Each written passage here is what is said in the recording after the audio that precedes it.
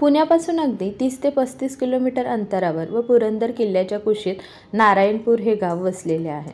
येथेच श्री दत्ताचे सुंदर असे मंदिर आहे.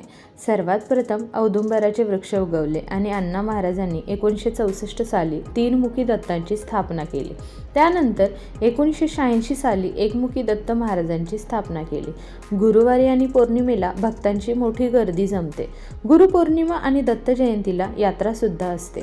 मंदिरात आल्यानंतर सर्वात आधी औदुंबराला प्रदक्षिणा घालून त्यानंतर तीनमुखी दत्तांचे आणि निर्गुण पादुकांचे दर्शन घ्यायचे आहे. छोट्या खिडकीतून दर्शन घेण्याचे कारण म्हणजे आपले लक्ष दुसरीकडे कुठेही न जाता फक्त दत्त महाराजांकडे जावे. त्यानंतर एकमुखी दत्तांचे दर्शन घेतले जाते. प्रत्येकाला कुतूहल असते की या खिडकीच्या आतमध्ये दत्त महाराज किंवा दत्त महाराजांच्या पादुका कशा असतात किंवा कशा दिसतात, कारण गर्दीमध्ये त्या नीट पाहता येत नाहीत. पण आम्हाला